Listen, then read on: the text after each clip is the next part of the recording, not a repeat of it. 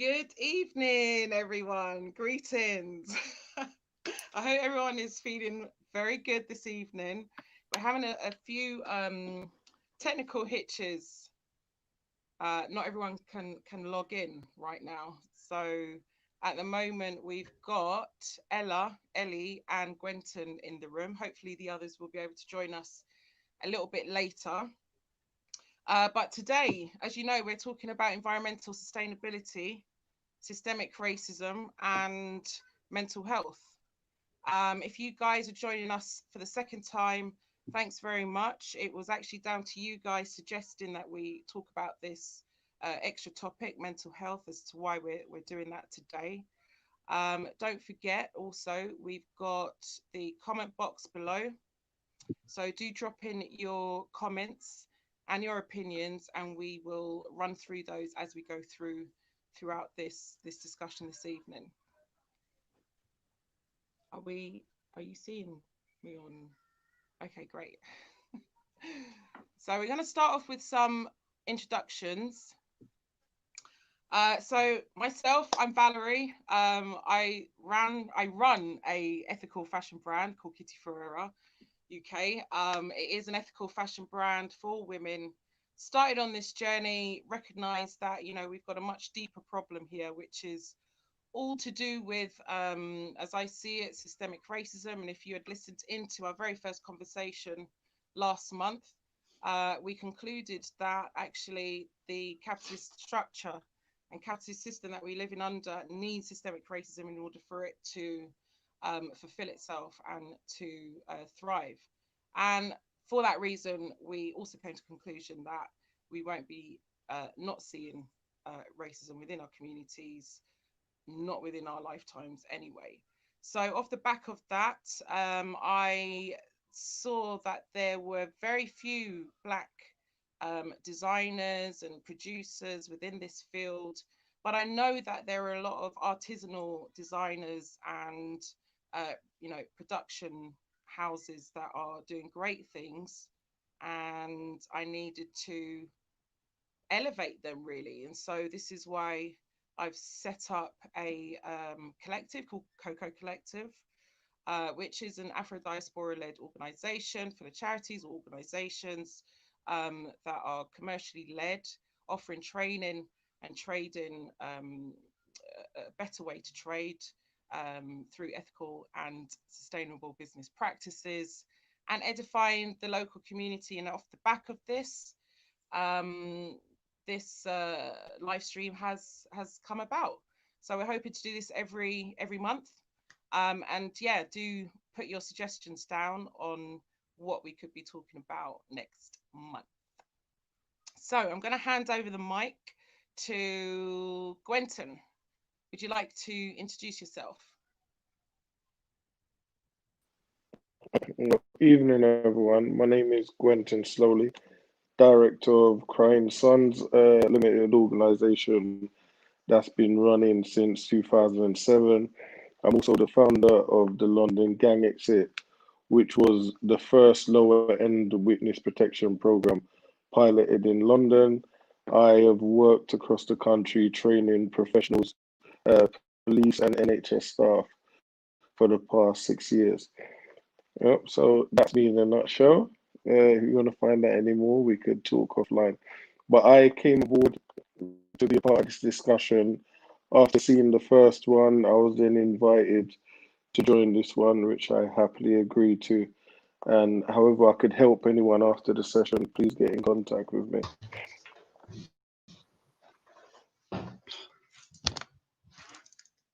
Let me put my mic back on. Thanks very much for that, Quinton. Yvonne, you finally made it. Finally. Thanks for joining us. Oh my God. I see you rearranging your hair, but no, thank you. No, I'm trying to sort out my headphones. Have people got headphones? Because I haven't got headphones. Yes, we've all got headphones and we're live. Oh. Okay, I'll come to you after. Ella, would you like to introduce yourself? Sure. So my name is Ella, and I am a volunteer with the Lewisham local group of Extinction Rebellion.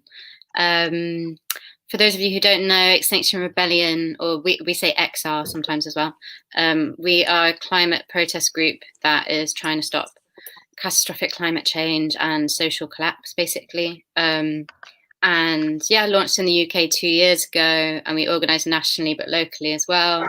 But we're sort of interested in how to become more actively anti-racist in what we do, whether that's internal organisation or the kinds of actions and protests that we're doing. So thank you, Valerie, for having me again, and looking forward to the discussion. Brilliant, and you're more than welcome. Ellie, would you like to go next? Thank you.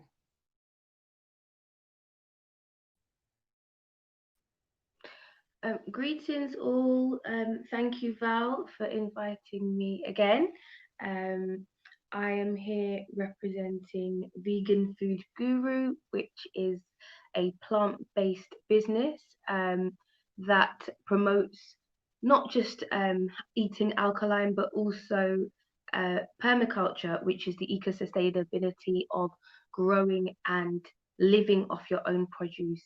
So I've worked with a variety of charities supporting different vulnerable groups, and I'm just here to highlight the advantages of connecting with nature and using it as a healing tool, not just for us as people, but also for our environment on a global scale. Brilliant, thanks Ellie, and you're more than welcome also. Callum, would you like to introduce yourself as well? Thank you. Yeah, of course. Sorry, I was just sorting dinner for the little one. So yeah, discussion Thursday, discussion group. So I can tell you a bit about its inception to give you some context. It's a sister program for Ubuntu, which is a leadership program for Black children and young people in Lewisham. It uses history as a tool to sort of raise the confidence of the young people and self-knowledge. I think it comes mainly from a identity crisis, which has been identified within the diaspora. Discussion Thursday is 18 plus, invokes a more mature discussion. Again, it's for the diaspora, so for the Black community. It's based in Lewisham. Once a month, we have discussions around everything. There's a number of initiatives have began a discussion Thursday because we're an action group as well as talking, but I like to see it as almost a group therapy. So that's just a bit about me. Yeah. Amazing, thanks Callum. Yvonne, are you able to unmute yourself and explain who you are? Okay, hi everybody. Hi Val. I'm Yvonne. I am a qualified counsellor mediator. I've worked in the vulnerable sector for over 20 odd years. You'll see SMAKES there, which is stands for we're solution focused, we motivate change. We achieve the desired goal, knowledge will be shared and to elevate and empower you as individuals. So in terms of discussions for today, I'm coming from my experiences rather than too much factual stuff, but looking forward to a healthy discussion. And that's a little bit about me. Amazing, thanks Yvonne for that. Yeah, so I think listeners, you can see that we're kind of coming towards the same solution from very different angles. We've got counsellors, we've got climate activists, we've got people working or experiencing the criminal justice system, as teachers, as agriculturalists, as ethical fashion designers, which lightly touches upon in comparison to everybody else a solution to these issues, which is environmental sustainability and systemic racism and mental health. Colette, you've just joined us. Amazing. I'm going to hand over the mic to you if you can explain who you are and what you do.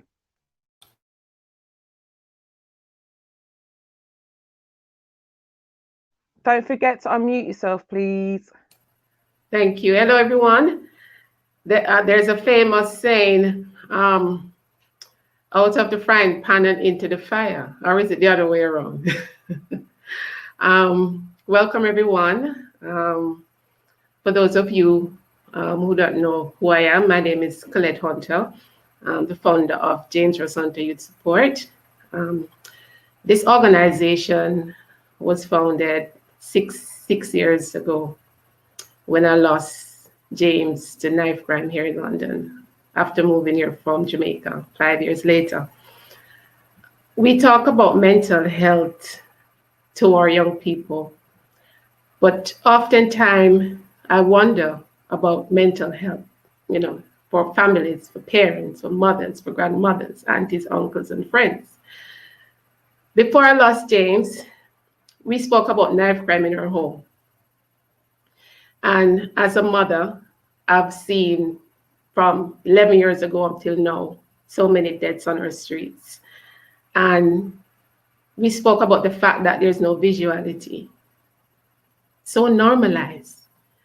It's like having a cup of tea and, you know, well, it took my son's life to start this, you know, campaign of creating visuality, you know. We go into school at the moment with community changers like yourselves, sometime by myself, sometime with the police, talk about the stop and search on the streets. And even then, connecting with the children in the schools, they know what's going on our streets. So parents, if you're listening, I have 3 things to say to you. Pray, connect, communicate with your child.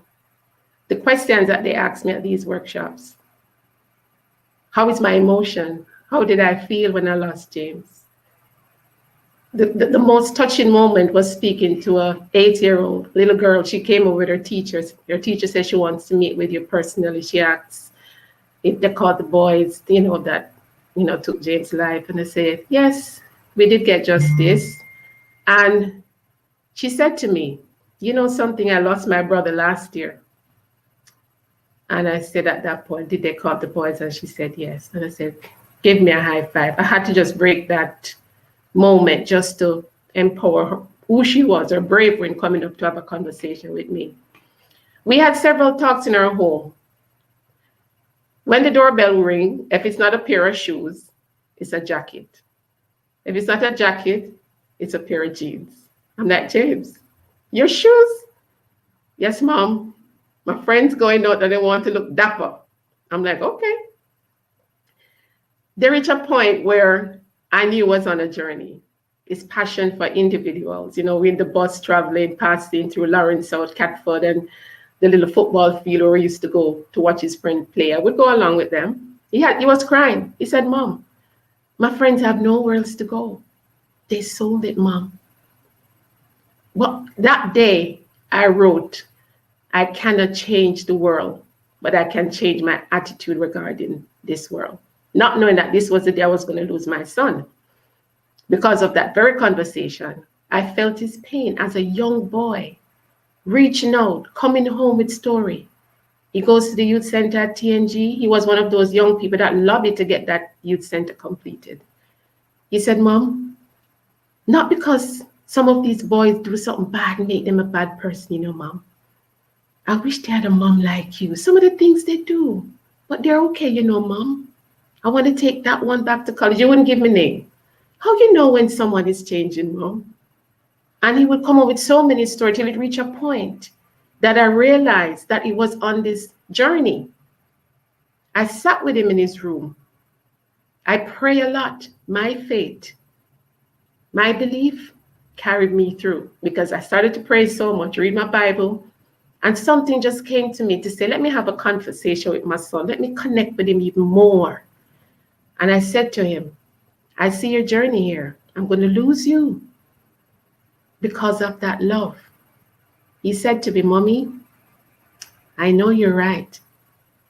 And I'm prepared to face the consequences of my behavior. I couldn't stop this child from loving, from giving. He was on his journey. I embrace him. I embrace his journey. I hug him every day. I knew he was going to go.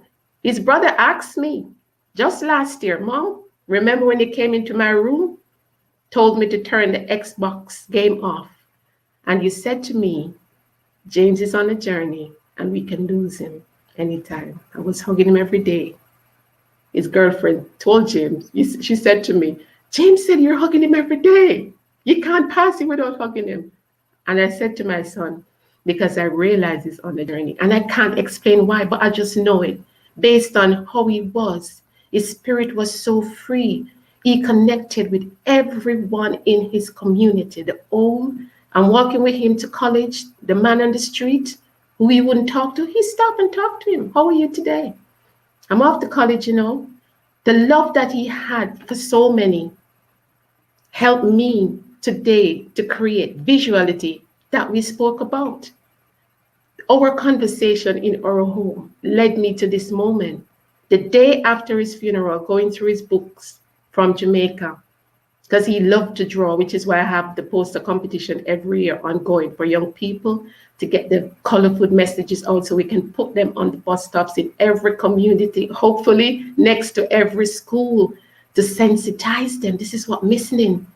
Look at COVID-19, we sensitized everybody 2 meters away, da-da-da-da-da, da-da-da-da-da. Can you imagine if we were saying this in colorful message, not with a knife message, something colorful that will, that will sensitize these people, these children, these parents, these individuals, or community leaders.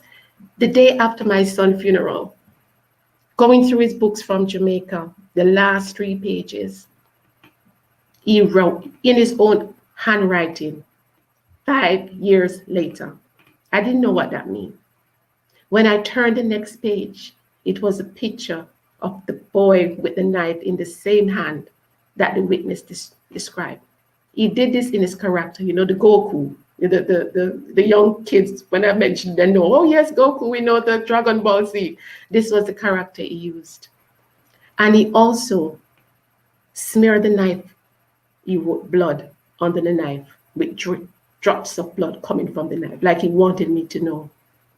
And I get to understand from the trial that that was the very same hand. The boy had that knife in that day that James died.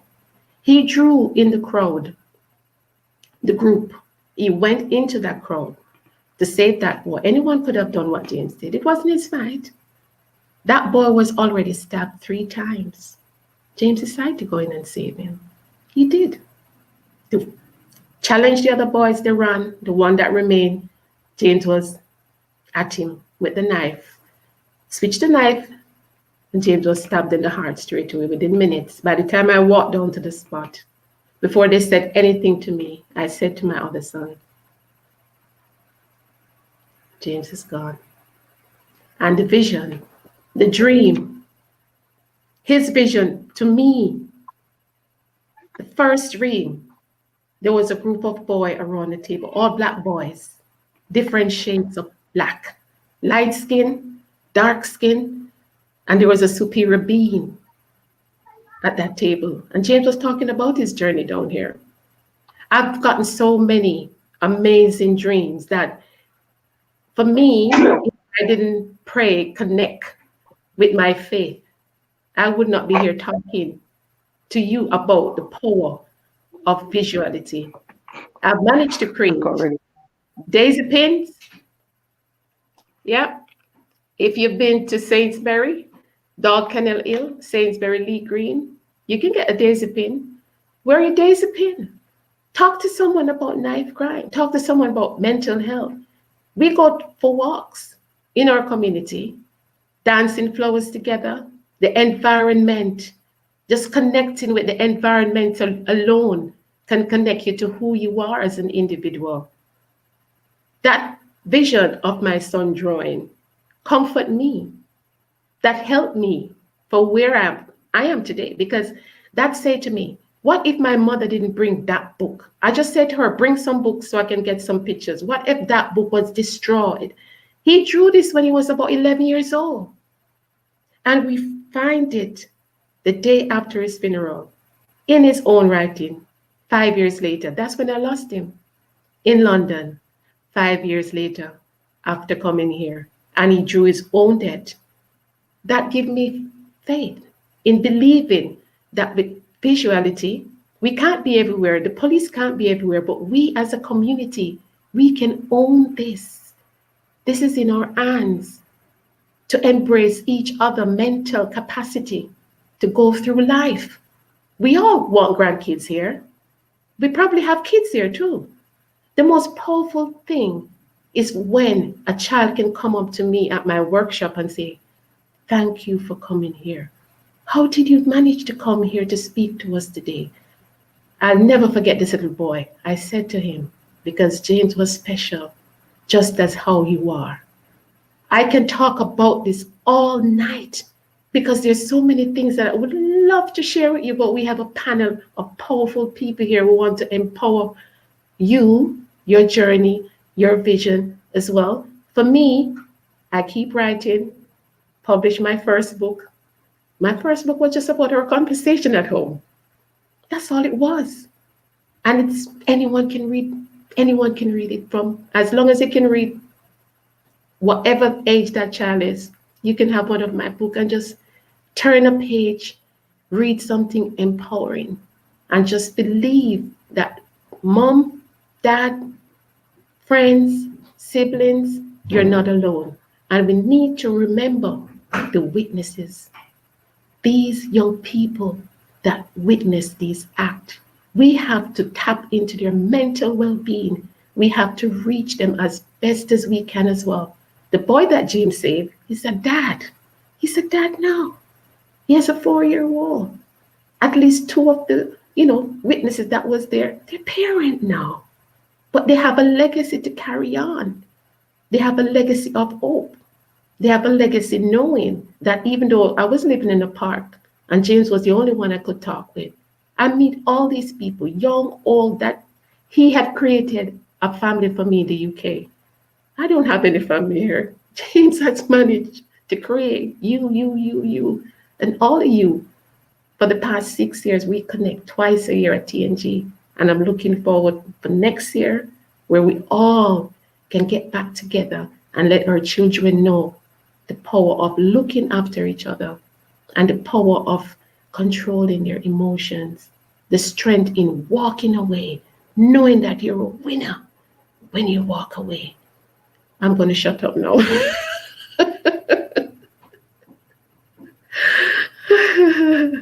I'm going to leave it now to Valerie to take over. Because as I say, I will go, on and on and on and on and on.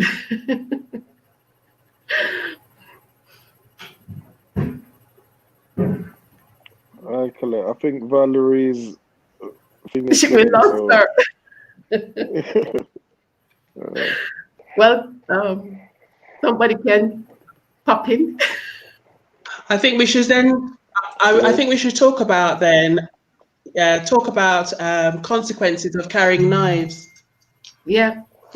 As if you're 10 years old, you can be arrested for carrying knives. And we did a workshop online with Forest Hill Boys, and the feedback was really, really, really good. We spoke to close to over 500 kids that day, and they were really impressed with the workshop, what we did. And this workshop is pretty much based on, what I went through, waking up, following through each day, going to bed, and making the best of each moment. And I break it down to a point where they can understand that concept as a young person. You can plan your day and do it effectively. Now, each child were aware that if they were stopped and searched by the police, they have a right. They have a right to be given a document to show that this procedure was actually happened. And when the police stop to search an individual, it's usually for a reason. They should give a reason. We did a role-playing exercise where the police team got the students to team up and, play, where they were stopped by the police. So the police approached, and said, we got information that you might be carrying a weapon. And it turns out that all the little boy had in his bag was a ruler, one of the steel shiny ruler. So someone given information that he had a knife, but all it was It was just a ruler giving off that, you know, that look as a weapon. So they were aware. Sometimes the police stop you. They are, you know, acting on information that was given to them. So not to feel threatening anyway, but to just remain calm, know their rights, ask for the documentation to show why, you know. We all know that we all have issue with the police. Some have good, you know, some have bad. For me, I had a great rapport with my team because they worked very hard on James' case, and they ensured that, you know, justice was served, and they did, you know, as best as they can to give us comfort, you know, because for me as a mother, it was very hard, even though I knew I was on this journey. But to wake up every day knowing he's not here, it's not an easy thing, even though, you know, I do get comfort, I do get feathers. I had a breakdown one evening. I literally just couldn't stop crying, you know, and the next morning I'm like going to work, and I took my phone out to call my dear friend, and as I took my phone out, a feather fell in my hand. You know, I still have that feather. And I will tell people, I cannot say to you what is, what not, but these are some of the things that help me with my mental journey, that keep me going. We have our Healing One-to-One group, you know, Dangerous Unto You Support Healing One-to-One group. Yvonne, Snake, you know, I'm glad, you know, trying to pull you into that group to help me with the young people, mental health, you know, being your therapist and all. You know, I have, you know, Back to Basics, I have Sati, Sabrina, and all these amazing young business people, organizations that work with young people in social services that's with us in this group, empowering the communities and what we do, you know, throughout the years that I've been there. So, you know, it's been one of those journeys that keep me going. When I laugh loud. And if I do cry, I give it a good cry. And there is not one moment that I hear of a mother that lose a child that I don't cry. The tear, as a matter of fact, I always make sure I have tissue in my bag because you just never know when the tear is going to come. You might see somebody walking like your child, or, you know, going to football or doing karate, going to karate lesson. It just triggers, you know, memories. You know, James coming from Monroe College in Jamaica, he was captain of his football team, member of the chess club, swim for his school, played tennis for his school. You know, he was a well-rounded child. He was lecturing here in London at St. Matthew's Academy. What's her name?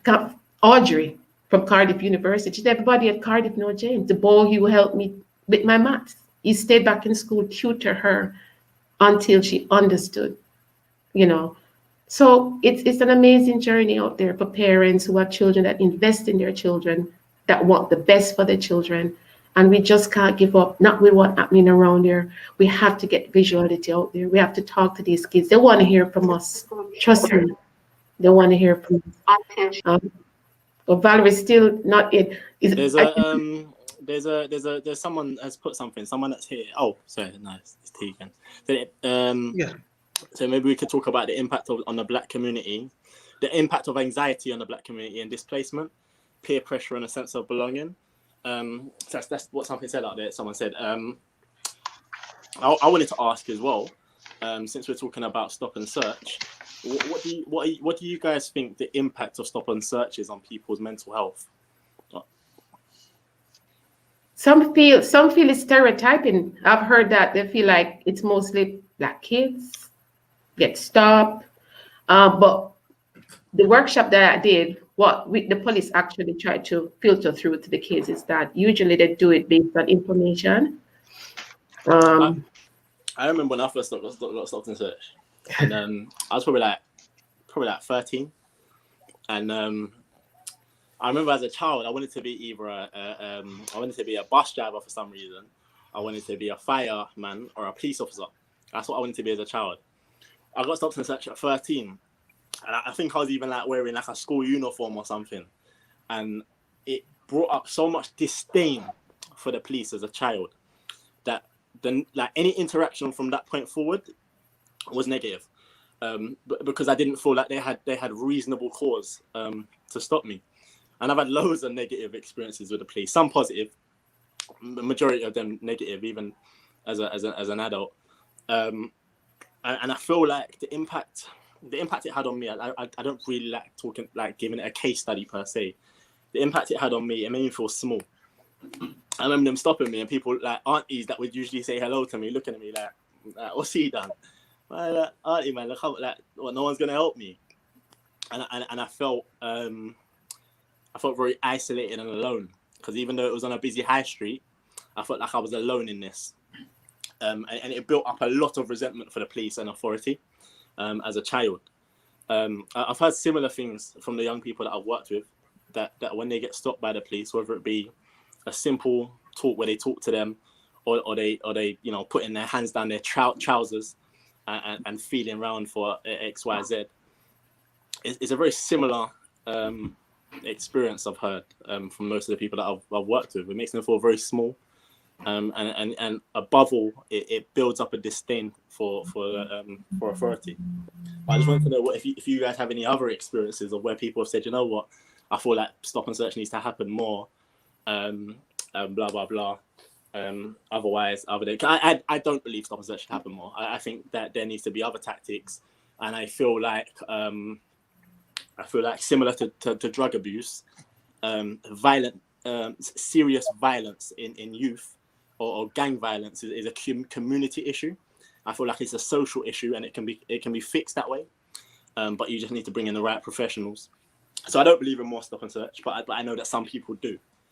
But I just wanted to, it'd be interesting to know your thoughts and how you'd relate it to mental health. I personally, regarding stop and search, if you don't have anything to hide, I mean, it's a preventative measure, I think. So if somebody always carries, a knife, and know that it's something that's done routinely, they won't be carrying a knife. So it's to me, if you have nothing to hide, I mean, I don't know. Anyone else have any thoughts on that? I just feel, as a parent, and your child is all right out there and should be one knife off the street, prevent one knife. I don't know, but I don't have a problem with. My thing is this. I think it has to have a balanced view. Stop and search, it prevents people from going to prison, and also prevents people from losing their life. So I'm balanced on it on that way. What I say needs improving is the people carrying out the stop and search, because you're then traumatizing someone when you leave them after that search. And if you keep re-traumatizing someone without giving them aftercare, it's like if someone gets stopped on the street, they've never been stopped before. I met a guy, he makes films all over the world, and he said he was stopped and searched. And up to this day, he's still suffering trauma because of the way that he was stopped and searched. To him, he's an upper class guy, black man as well, but he had never been in contact with the police his whole life because he's always lived like a rich person. And he says up to this day, the way the police dealt with him, he just can't get over it. So sometimes the trauma that people are left with after being stop and search, I think that is the problem, because even for me, myself, as a professional, if I'm going about my business and the police stop me, if they're polite, I understand they've got their job to do, it's not a problem. But if they then jump out their van, run to me, start acting aggressively, it then makes you feel like, wait a minute, my freedom's being taken, someone's being aggressive to me, there's nothing I could do about it, and they're just going to get back in their van and go. It leaves you in a state of shock that could last for hours after, if not disrupt your whole day. And it's then, how do you feel again when you're out and you see another police van or another police car? Even if they don't pull you over, their trauma kicks in again. So for me, it's not about the stop and search. It's about make sure that it's intelligence-led, what you're doing, and not just targeting random people. And when you stop people, just be polite to them and let them know you're only doing your job and don't traumatize people. So my biggest thing is the trauma that people are left with after being stop and searched. And that's what builds up the animosity with young people or older people when they think that they're being harassed. If someone stops you 100 times, but they're always polite, good afternoon, sir, good afternoon, mum, sorry, there's a lot of crime in this area, and we're just carrying out our checks. Even if you still feel a bit of resentment to them, because of the way that it's carried out, you're not going to feel as traumatized or as Yeah. upset after it's finished. They give you a slip, you do have the right to complain. Here's evidence that you've been stopped and searched. Have a good day. And as I said, we're sorry for this. Take care of yourself. Or they see you another time and they're like, no, we've already stopped that person before. Let's carry on. It has to have some sort of humanity to it when you're carrying it out. And that's what I think personally. I'm pleased you said that, Quinton. Just to make a point, because that very same question came up in one of my workshops, and how the police dealt with that situation where the individual feel that it wasn't done correctly. The police sergeant actually said that he got a report. So in other words, you have a right to make a report if you feel that, intimidated, like you said. If you make that report, it will be dealt with, because a child actually asked a question, which was a very powerful question, based on the whole concept of, stop and search, feeling intimidated and feel that you've been picked on or feeling bullied or whatever it was. You have a right to make a complaint, and it can be looked into. And if it was shown that it was carried out in that manner that you feel so, intimidated and, humiliated, it can be dealt with from the inner. Yeah, I'd like to add to the points that have been raised already, and I think I'm more leaning towards Callum and Quinton's outlook, because I think there's a real danger for people from our community that are being racially profiled and targeted unfairly. So actually, if, like Quinton said, it's done in a humane way, that then prevents trauma and later on perhaps psychological triggering. But actually, what Callum said about this,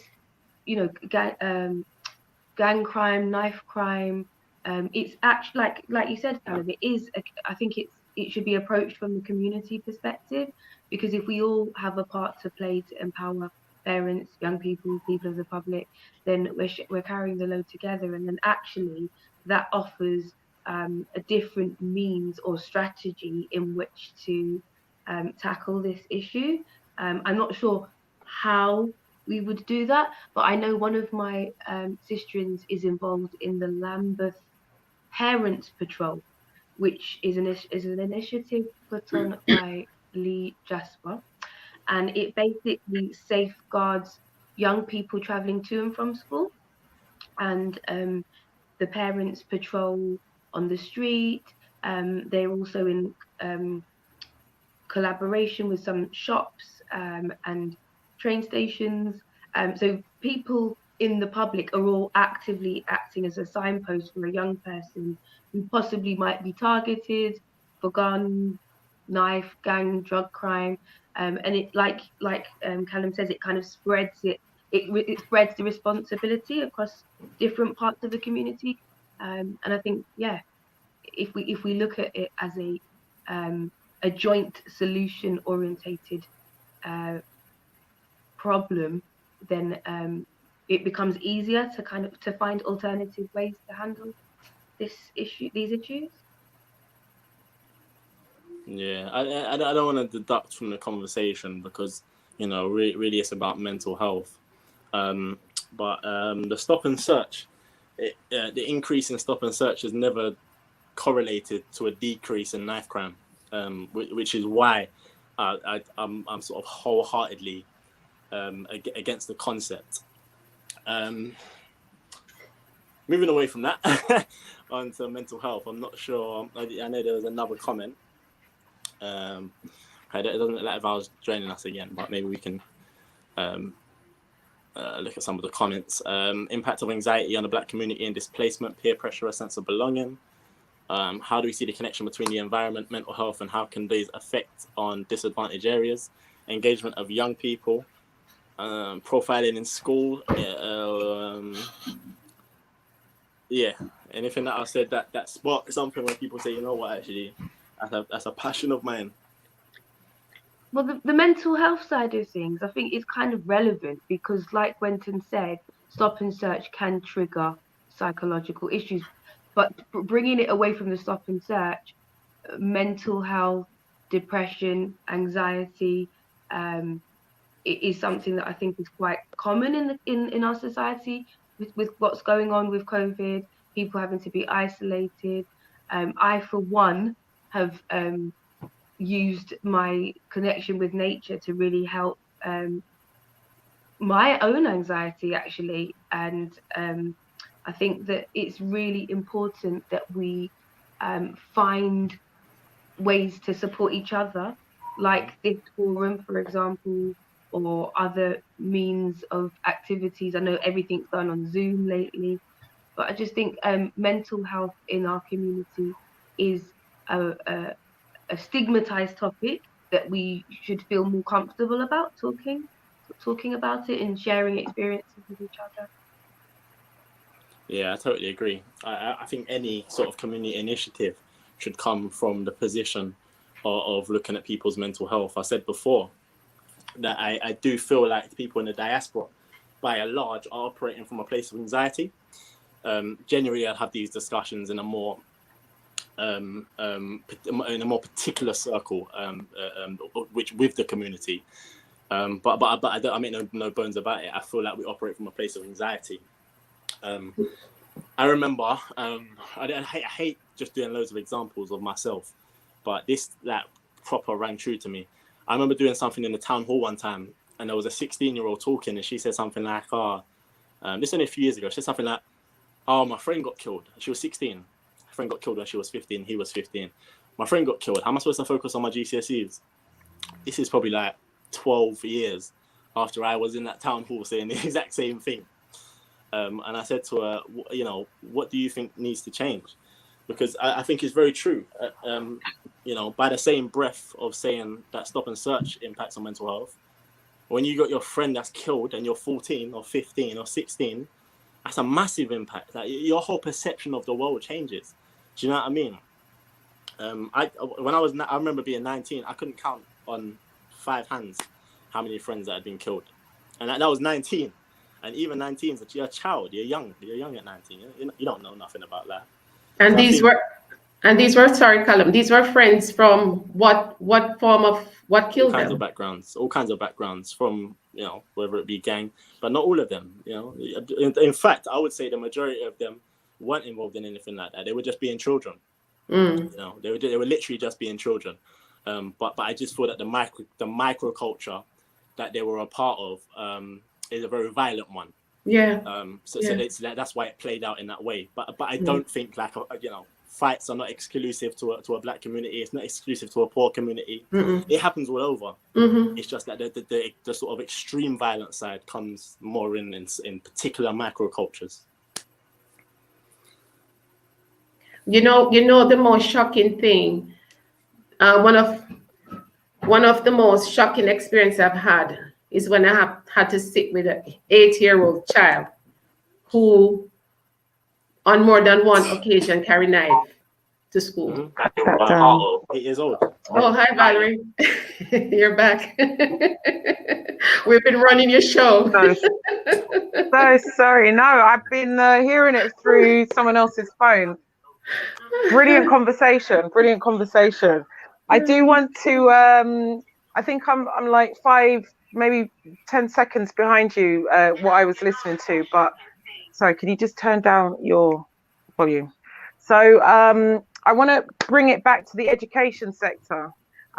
We do have, I know, Callum, thanks very much. You were reading out these comments from Shasha Kem Records, profiling in school. You guys were talking about profiling in terms of, the police profiling our young children. Many times I've heard from youngsters where the police have said things like, oh, I'm going to see you in like 5 years' time, because of they've assumed the color of their skin. What kind of psychological damage are you doing to young people when they're hearing that the very people who they know are meant to be looking after us are profiling them and degrading them and criminalizing them without them having done anything? It's a self-fulfilling prophecy. You know what? I stopped stopping for police. Go on, Callum. I stopped stopping, whether it be on foot or driving. I stopped stopping. I just kept going because I just thought it was wasting my time. So I just kept going. Self-fulfilling prophecy. You think I'm a criminal, so do what criminals do then. Well, sorry, Quinton, to cut you. Go on, bro. Yeah, no problem, Callum. What I was gonna say to that is this, and it might be painful what I'm about to say, but after working in one borough for over 10 years, I started working in the borough by giving Lewisham council properties to move young people on witness protection. They then asked me to come over there and start working with the gang members. So these were the same gang members that I was moving into safe houses. They said, instead of moving them when they got stabbed, why don't you come and see them and prevent them getting stabbed? This was 10 years before I ended up there for 10 years. And what I saw from working in that borough was there was a school. I'm sure you worked there, Callum. I think the last time I saw you was in there. There was a school called New Woodlands. And you had 6-year-olds on one side. And then the secondary children on the other side. So when the police are saying to the young people, I will see you when you're 16, is because a lot of the young people were already lining up for the criminal justice system from primary school. So although we will look at that from the community and think, oh, the police are being harsh, it's a prediction that was coming through. A lot of the young people you were seeing at 6, 7 being kicked out of school, they were the same ones ending up being stabbed on the pavements. They were the same ones selling drugs. They were the same young people ending up in jail. So a lot of the time you could actually predict from 6, 7 who is going to be involved in gangs or crime, because there was a pathway for them. They get excluded, they get sent to these special schools, they get given medication. The next thing you know, they're on the streets getting involved in all sorts of stuff, or they're kicked out of school. So it was a simple tracking process from just beyond nursery, where you could tell this young person 100%, unless some sort of medical intervention happens or the family are willing to move out the area, that young person at the age of 16, 9 out of 10 is going to end up in crime.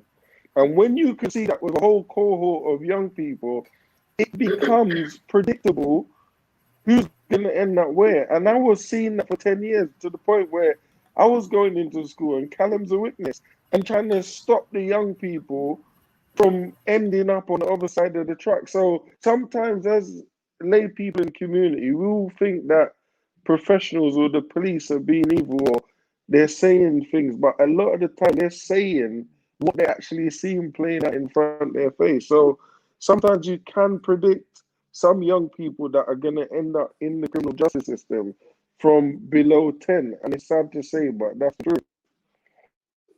Yeah, I don't want to take. I know sometimes I talk way too much, but in terms of sort of like what you're saying about, it's so true. It's everyone's responsibility, what conversation was I having? If schools are willing to kick children out, and they're very aware of the situation at home or the situation they're coming from, the area they live in, and they're willing to exclude children, then they're as much part of the problem as the police and the community. What Quinton is saying is absolutely true. There's a path set for some young people, and you can predict at a very young age that it's highly likely that if they continue on the path and there is no serious intervention, you can almost predict what is going to happen within the next 5 to 10 years. It's so true. It's so sad. And unless we have a community approach where teachers are held responsible as well as everybody else, you know, I think it's going to continue like that. You know, it's almost like a pipeline. Well, from Yeah. from well. So what do you say? I heard that echo there. Is that you, Valerie? Okay, I listened to what Quinton and Callum and. No, I was going to say. Go on.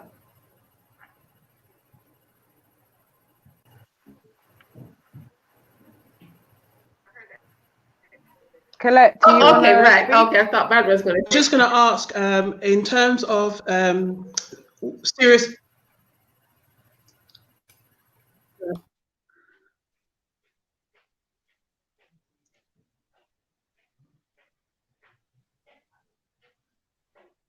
Colette, would you like to speak? Yes, there was a bit of a delay. Right. Okay. So I've listened to what Quinton, Callum, what you said with your experience, and very powerful, connection you guys have with the culture here in London. I'm talking from a mother perspective. So I have a son in the school system. He's excluded from school. He's in the system, and he's pointed on to say, you're not going to come to nothing. You're going to end up in a gang. You're going to end up like what you said, yeah? What can I do as a mother to not make this happen? Because now you're telling me that society already stamped the mark on my child to say, you're not going to come to nothing. You see you in 5 years, whether it's a black policeman said that or a white policeman say that to my child. How am I going to make my child feel his value? Not what you say, not what they say, what I say as a mother. How do I empower my child? What is my situation? Am I coming from a foundation where I can strengthen my child mentally, take him away from this situation? I'm not going to let you, Quinton, the police, or you, Callum, the school, whoever exclusive, whatever you call yourself, bring my child down. What am I going to take to make this not happen? I think in any capacity, parents have a huge impact. And I think starting too late is almost, is probably one of the worst things, if they're towering over you, it's probably a little bit too late.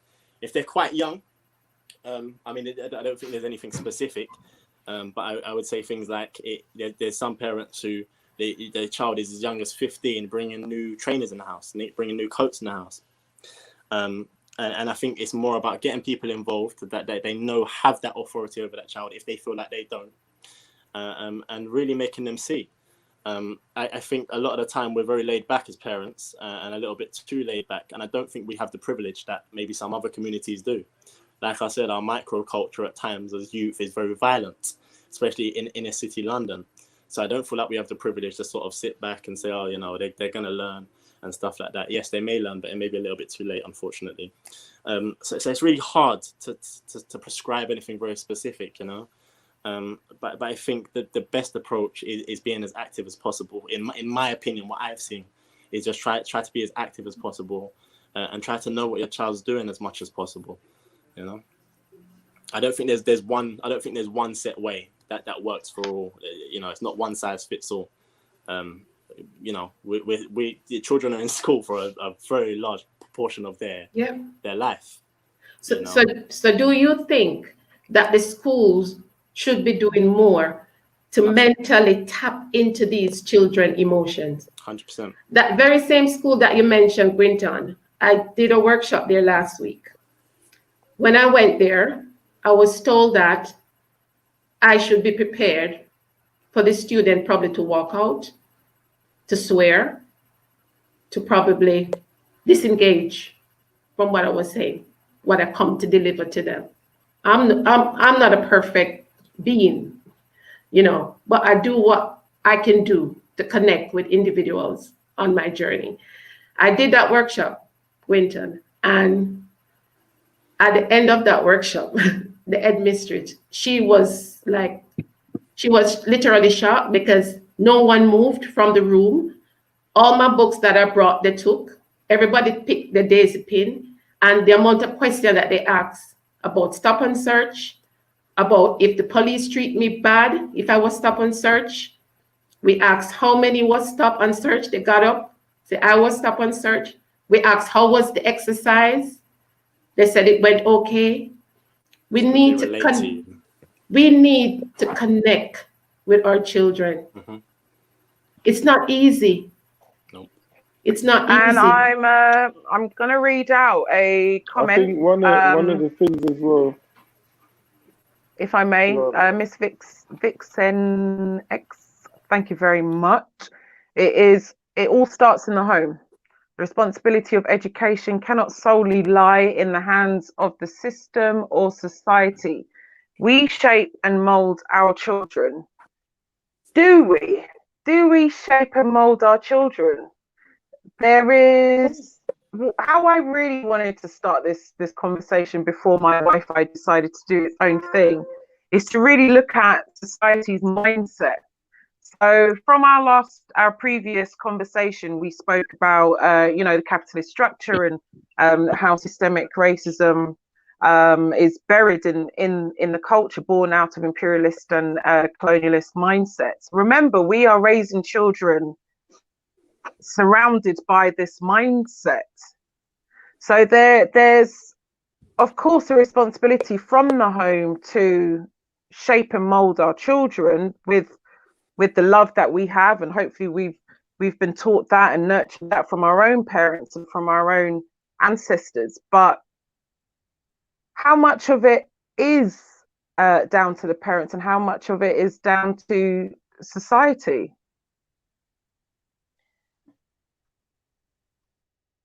I will respond to that question, and also would like to respond as a mother.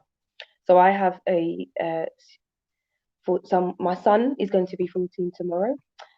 He's obviously a black boy who attends an academy, and thanks, Callum. And my son is an academically motivated student. By the grace of God, he has both parents in his life, and we actively support him on both my side of the family and his dad's. So on a whole, my son is, emotionally quite stable and academically motivated. However, last year he was in an incident with another student a year above him, where he was held by another child who had taken a pair of scissors from the school, held it to my son's throat, and proceeded to threaten his life. My son, thank God, was able to disarm the young person, remove himself from the situation, and report it to me and his father. He immediately came off the bus, called us, and was like, "Oh my God, this has just happened." So, fortunately for us, our son has a close relationship with us, and having been active community members of our Black community, his father and I immediately went to the school the next morning, requested to speak to the head teacher, and specifically request that this young person, or the perpetrator who had tried to victimize my son, would not, number one, have charges pressed against him, and not, number two, be excluded from the academic institute.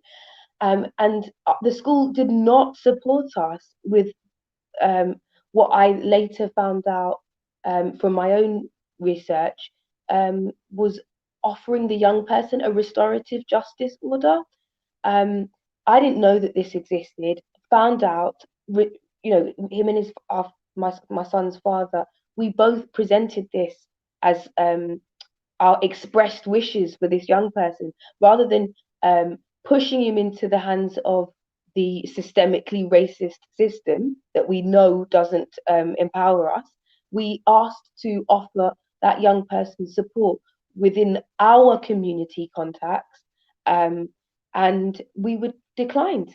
And that young person, although he wasn't, he didn't receive a conviction, he was excluded from the school, and that was not what we wanted to happen.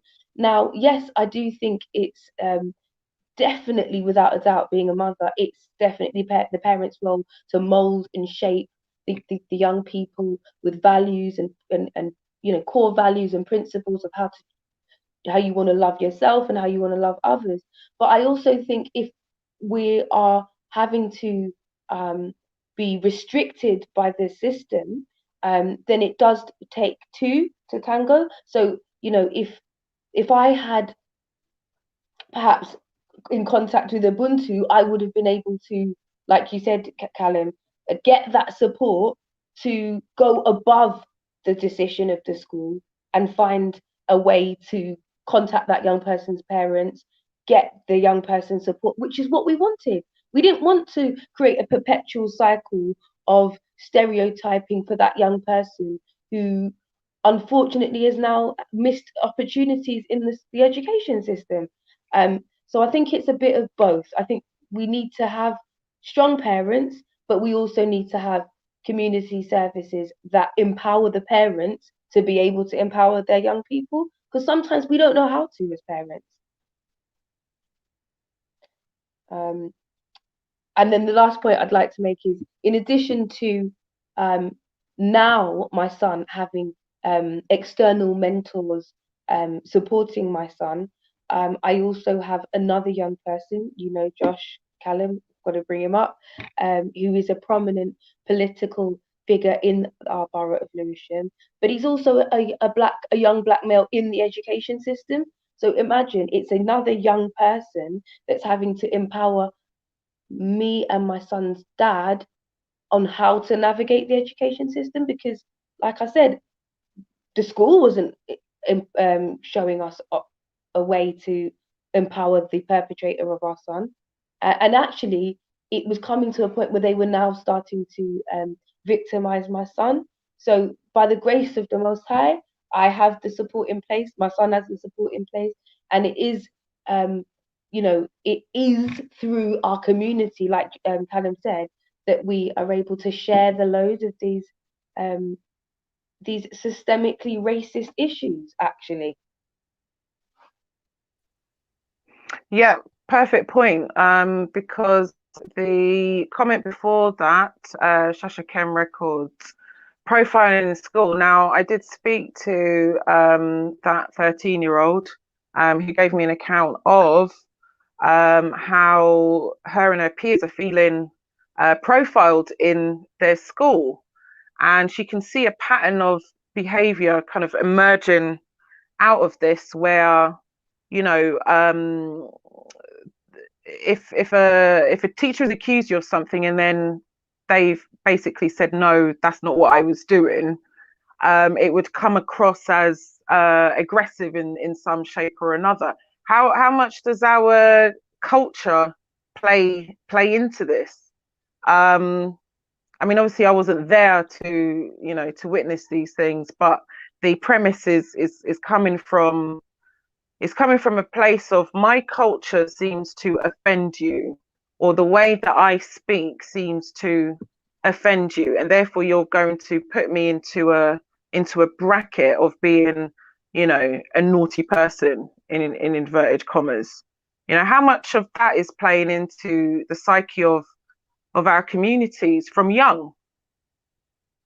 It adds to our anxiety. You know, I can't imagine how many people anyone in here would talk to, black people who say they got in the workplace and they've had to tone it down, you know, tiptoeing around as if somehow you're going to be more respected because you know, made your culture a little bit more subtle. You know, be loud, be extravagant, be who you are, because you're more respected when you know yourself and when you embrace yourself. You're not respected when you tiptoe around because you feel like you don't want to offend anybody. You're gonna offend people regardless. Yeah. So be yourself. try and break down some of those barriers, I would say. And this is more for adults, this is not for children, because children at times don't have the capacity to do these things. This is more for adults who have gone through what I've gone through, what most people in this chat would have gone through as Black people. Don't worry about being loud anymore. Be yourself, be extravagant. Take away those layers that were put up when you was a child to not offend people. And offend. Be as bold as you want to be, because you will be respected more when you embrace your culture. Yeah, that's great point. Great point. I want to take this conversation into the environment side of things. I really want to understand how environmental sustainability impacts on our mental health. So naturally, I'm going to go over to you, Ella, and let's hear your thoughts on that. Hello. Yeah. I mean, within XR, we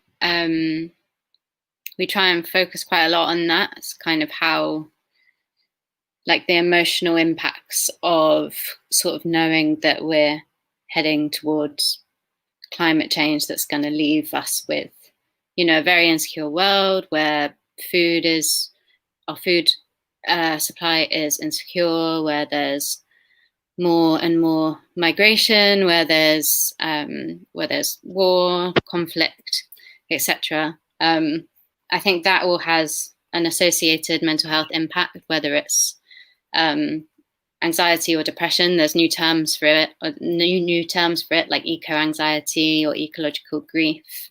And yeah, that's something we sort of try to put to the forefront within XR, that kind of spiritual response, like a sort of kind of gut response to it. Like, I know I had it when I first started learning about how bad climate change is, where I was like, wow, at 2 degrees of warming, we're going to lose like 99% of the coral reefs and 25% of marine life. I was like, that's, you know, you have that moment of real grief, and it's something that psychologists are picking up on. But I think also, you know, as Londoners, and I've spoken about this before, but I think we also need to think about the mental health impacts of sort of living in areas with high air pollution and things like that, and the physical health impacts, things like asthma and lung cancer and other respiratory problems. And that's going to have a mental health impact. Like, we've spoken before about Ella Kesey Deborah, who was a 9-year-old Black girl from Southeast London who died. She was killed by an asthma attack, and she was living, I think, 25 meters from the South Circular in Lewisham, where there's unlawful levels of air pollution. And, you know, what are the mental health impacts there for her mother, who's lost her daughter and who's been like tirelessly campaigning on the issue since then? And what are the mental health impacts for other asthmatics living in the area? And we've spoken before about how it's disproportionately people of colour and other marginalised groups who are living in those kind of places. And yeah, I think, and also just to add really quickly, in general, I think around mental health in the UK, there are some really, really startling inequalities in terms of, I think people of colour are 40% more likely than white people to first access mental health services through the criminal justice system. So it's literally a system where it's taking until it's got so bad as people are actually being processed through the criminal justice system before they get any kind of support. And I think that just really shows that the sort of systemic failings to deal with, you know, the kind of preventative action that Quinton was talking about. You know, we have to deal with these issues before it becomes a stabbing, before it becomes you know, a real crisis of mental health. And like, how do we break that cycle? Sorry, there was a lot there. Yeah, no, Pass over to... you spoke on some really good points there. You know, this concept, this notion that our mental health is being raised as an issue once we've gone into the criminal justice system, as you had just pointed out. I'm going to bring it right back to society and this mindset. Some people will call our leaders as psychopaths. We're being led by psychopaths. Or sociopaths, people who have little empathy and understanding of how real people are actually living on a day-to-day basis. And from where I'm sitting, it trickles down. So we have a society that I would call is teetering on more of a narcissistic type of mindset. Again, having a lack of empathy or being proud of not having empathy for each other, or even not even proud, but as a means of survival. I'm sure we've all come across people who have displayed these traits, particularly in business is what I find. You've got to be ruthless in order to be successful. Very 80s. I don't see that to be a truth, particularly, you know, illustrating that with, you know, Coca Collective, what you guys are doing, which is illustrating at grassroots level how you are actually facilitating our local communities. This wider societal mindset for me is a real issue. Are we going to change the mindsets of the higher uppers, as it were, those who are in leadership? Callum?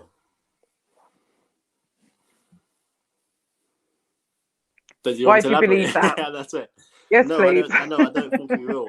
Not for a long time. I think the people that currently hold the purse strings at the moment are the people that are at the, you know, so-called top. But they rely on us, and we often think because they're in a high position and have got a title that they're superior. But they rely on the people. They rely on us, and the more we empower ourselves and see how much power there is in unity, the less we even look to them for a decision. They make the decision because we allow them to make the decision. Do I think we can appeal to the people at the top who have a certain mindset? Not at all, not in the slightest. We've been trying for a long time. And the only time I've seen real progress is when we've got together and unified and done something like that. So, yeah, to clarify my answer is no, I would say. I love that point. Yeah, go on. Sorry, Ellie. Yeah. Sorry, this really gets me. Yeah. So basically, I think I said it in the last episode or the first session that we did. I think it's quite futile to expect our oppressors to liberate us. And at the end of the day, like Callum correctly said, and through my own personal experience, we get results when we push, when we come together, when we unite, when we tap into our community, when we support each other, when another mum says, oh my gosh, you know, there's this service available in Lewisham and they helped my son. So, you know, it's through our sharing. What does my son say? Sharing is caring. And that's how I like to see the world is moving. I mean, the issue again, I keep talking about this capitalist structure, but are we moving into a space where this capitalist structure is being moved into a more moral backbone finding area, if you get what I'm saying? Yeah, I think, as you correctly put, Callum, 100%, we allow them to make the decisions. And I think if we can show our hand, which we're doing in our small ways, that there is a lot of power in sharing and caring, we could effectively change legislation. May not happen in our lifetime, but it will happen. I'm hopeful. That's where my faith comes in. Can I just ask, because we actually have I will be so bold as to say a mental health expert on our panel who has her own services. Can I just ask Yvonne to please let our audience know what you think about mental health and how we should tackle it from your professional standpoint, Yvonne?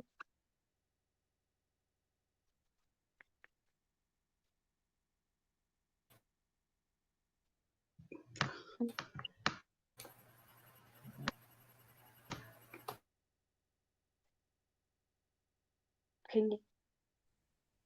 Yeah, you have to unmute your mic, Yvonne. You did it. There you go. Am I there? Yeah, I'm not what I would call an expert as such. What was the question that you had put to me, Ellie?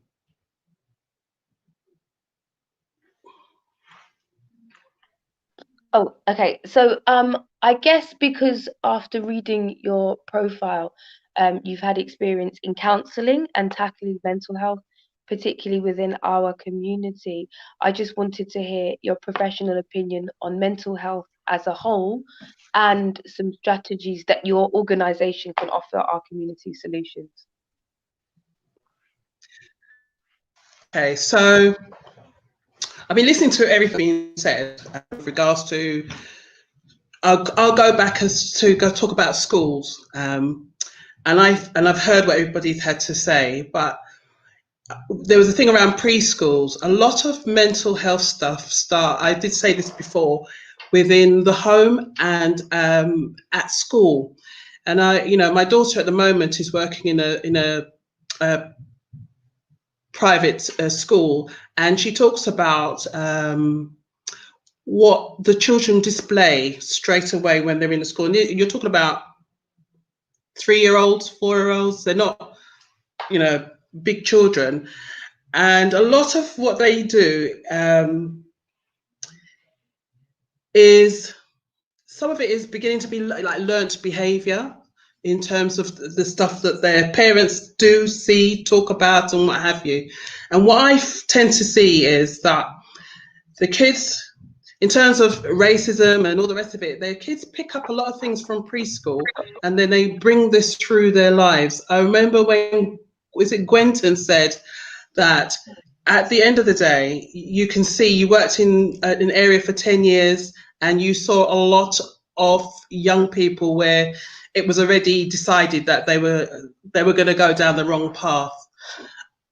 I believe that it could be, in terms of parents and in terms of school, this path that you're talking about, surely that we could have stopped that path. Because when I get to see young people and older people, when they're talking about life as it stands now, a lot of the stuff that they talk about, it stems from the past. And what they haven't been is listened to. In some circumstances, they've been judged straight away. And so that's why they do go off and do the things that they do. I think a lot of the gap here is the listening side of things, and the real proper emotional support that they need.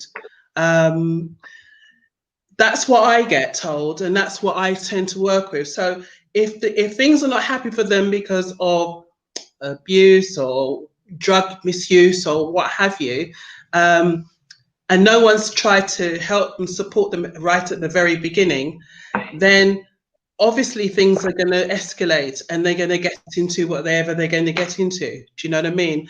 You can look at in terms of where people are unemployed, or they're in low income, or in a really not a nice atmosphere. These things are going to feed into people's mental health and mental psyche. So it's not as straightforward as some of the conversation that we're having. There's a load of different things as to why people will come out with mental health issues, etc.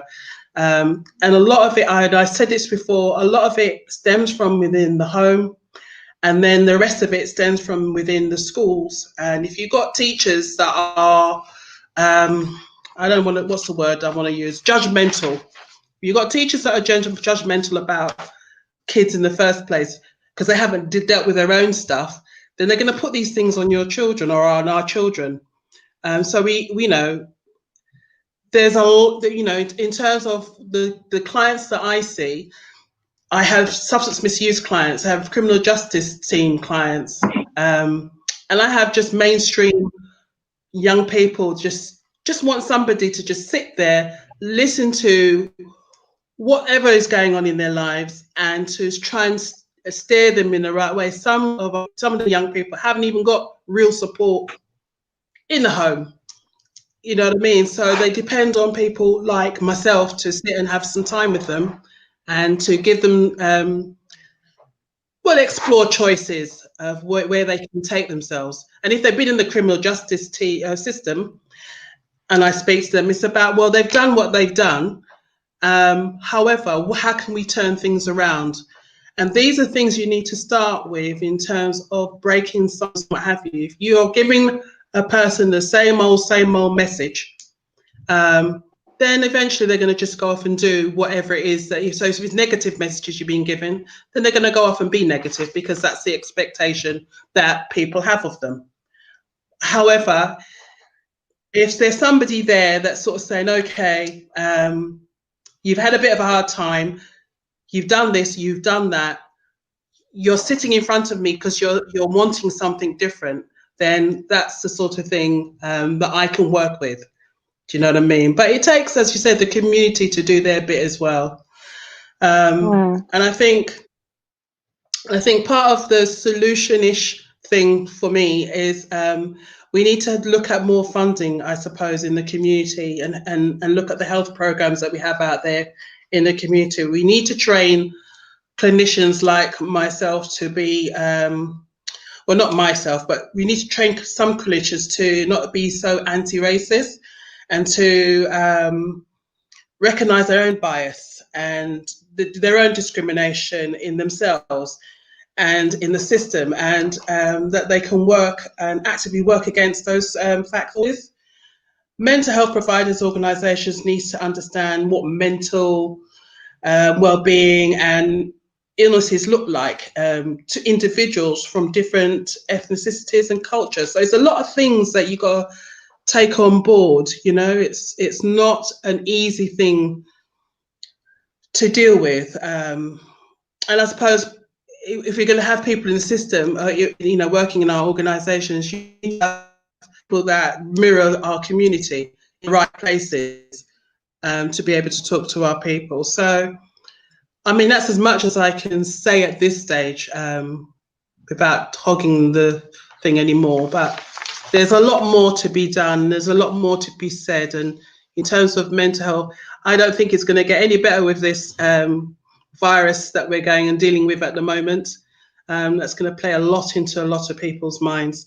I would say suicidal rates will go up because of the loss of jobs and so on and so forth. So I think it's a very scary time for a lot of people, regardless of the colour.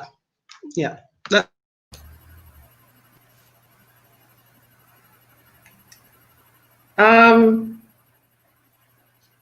Yvonne, I just wanted to say that, it's an honor to have you as one of James Rosante Youth Support Healing One-to-One organization, working with our young people in this time where COVID has locked us away for 1 whole year. We used to meet once a month, and we have a bereavement group of mothers and parents of organization.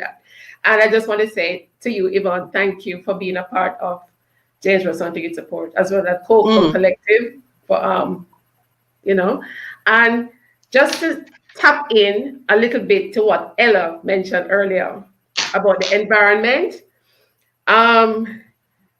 Since COVID, I haven't been doing any events at all. Everything is virtually online. And let me tell you, my head is like, for the first time since I've lost James, I don't see anyone. I don't get any hugs or anything. So I've been going on a lot of walks, Ella, and I can understand the pollution and everything that you mentioned. And you know what actually healed my anxiety these days? Taking movements of beautiful flowers. Not just a picture of a flower, but actually watching the wind move, whether a rose or a lily, And this what really helps me since COVID. I'm being honest, I'm being transparent. That's what helped my mental health since COVID. Going for walks, taking the picture as the wind blow that flowers. I've actually have a page on Instagram called Dancing Flowers Together. I started to just capture each moment. And so I can understand the environment part of dealing with anxiety there. And having Yvonne working with me along with the young people online, I'm totally grateful because that helps me as well as a mother, waking up to each day, carrying on through, each day losing a child, the moments. It's I can't explain. If you speak to a mother who lost a child to knife crime, they will tell you no 2 seconds is the same. You just learn to go through it. You just ride the waves, ride the emotions. And I don't know about any other mothers, but who I've spoken to want to see visuality. We don't want it under the rug. We want to keep talking about it. We want to keep going into the school, tapping into the emotions of this beautiful, precious generation that is coming up. We want them to know, yes, it happened in the past, but look at your brother. You can't kill your brother. One death is one generation taken. You count all the deaths here in London. That person could have been a dad, a granddad, an uncle, a goddad, a great, that generation is gone. That person could have had 5 kids, 10 kids, 1 child. So this is no joke. Visual awareness matters to me. And this was what James wanted before his death. And this is what I'm going to be carrying on. So I'm still, haven't lost it all. There's still a little bit of me to share with you all and whoever wants to listen. So I'm going to shut up now. Just want to say one thing. Thank you, Yvonne and Colette, who are doing amazing collaborations. In addition to the 2 charities that you guys are offering to support the community, I think it's I'd also like to promote the May Garden Project, which is a charity set up by a Black man specifically because in memory of his mother who had mental health, as well as the fact that it supports socially excluded young people through creative outlets, getting them involved in garden projects, music projects, art projects. And I just think people need to be aware that these things are continuing to be open throughout the COVID. It's an opportunity to engage with the community, socially distancing. And also I wanted to bring the viewers' attention of the Lewisham Black Parents Forum, because again, that's another initiative that is actively supporting young people and families, just to kind of offer a signposting provision of services that we're putting on. So yeah, that's me. I'll shush now. Lovely. Thanks very much for that. I'm very conscious we've got 2 minutes remaining. I do want to ping a question over to Yvonne. We are in the middle of a pandemic. Christmas is around the corner. It's meant to be a time where we're breaking bread with family and friends and catching up with old faces and everything else. Any tips for people who may be experiencing, low levels of anxiety? We're not going to go into the real serious mental health issues today, but anxiety, mild levels of depression. Is there anything that they can do from home to alleviate these issues?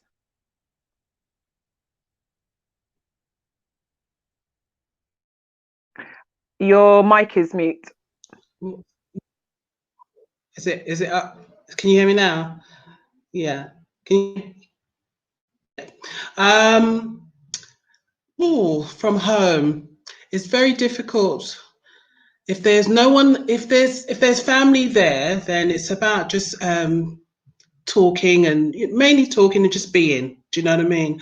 But if you got no family around you, I would say if you got internet or something like this, you can use and talk to somebody to kind of, because I mean, anxiety is a normal thing to have anyway, and what we don't want to do is heighten it. So I think if you're too wrapped up in social media, it's not a good thing either, because you're reading a lot of negative stuff sometimes. So sometimes maybe keep away from that, because that's not going to make you feel any better. And focus on the better things in life rather than focus on the negative stuff that's going on at the moment.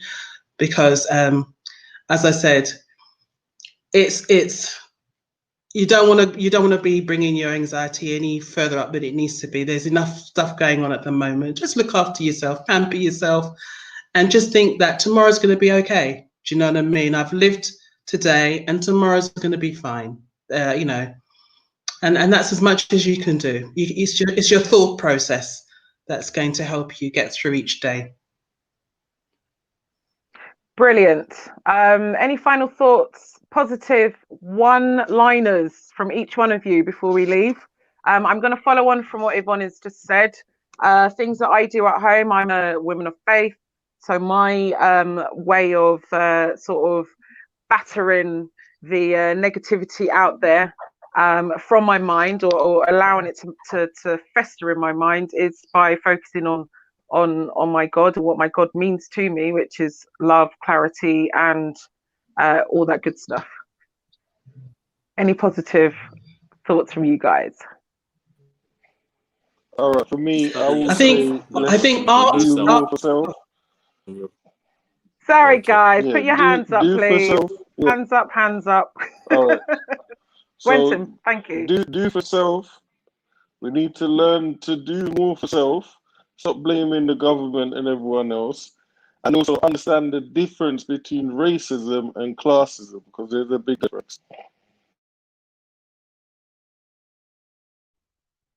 Callum, would you like to final thoughts? I'm the opposite of Quinton. Racism and classism is the same thing. Blame the government, yeah, and Babylon, and study yourself and have a knowledge of self. And then when you have a knowledge of self, you will be able to bring yourself out of the Yeah, position. I like that. I like that. Ellie, go for it. Oh, okay. So definitely I'm going to promote permaculture. Get down to your local allotments, get down to your local community garden spaces, be in nature, connect, feel the oneness of Mother Earth. And also just to let people know that the Wellness Center is offering free online Zoom counseling, life coaching, hypnotherapy, well-being, and art therapy workshops. So just in case people want to know a service that is available and free online, the Wellness Center is offering these services via Zoom for free. Beautiful. Ella, go for it. Okay. I suppose I'll definitely second Ellie's plugging of permaculture and spending time in nature as something that can help you spiritually and emotionally. I know it helps me. Sort of a little plug of my own, not with my work within XR, but I'm also hopefully helping set up a community garden in Lewisham on Oldstead Road. So keep your eyes peeled. Ellie's in on it as well. So yeah, keep your eyes peeled, everyone, for that, because we're going to be down there growing our own stuff, and hopefully handing out produce and stuff to the community. So yeah. Beautiful. Self-sustaining communities is really where we ought to be focusing. Love that initiative. Colette, final thoughts, one sentence. Pray, communicate, conversation, live happiness healing one-to-one community workshop. It's ongoing. It certainly is. Check me out on dangerousuntouthsupport.org. It's a workshop that I take into school that is now free, one-to-one with me. Wonderful, wonderful. Listen, thank you very much, listeners. It's been a roller coaster of a ride with you guys. You know, talking about this mental health is very heavy topic. You know, it's coming from the government. I don't know why I'm looking up above. The government down to street level. Obviously, everything is affected. We are kind of at the brunt end as Afro diaspora people of any legislation that is put forward. And I want to just lastly say that Christmas is coming up around the corner. Do have as merry a time as possible. It is a very difficult period of time right now. But if you guys have left this conversation early, you can check it out on Coca Collective TV. We will do another one next year. It will be now. Thanks very much for those who had suggested that we talk about mental health this time round.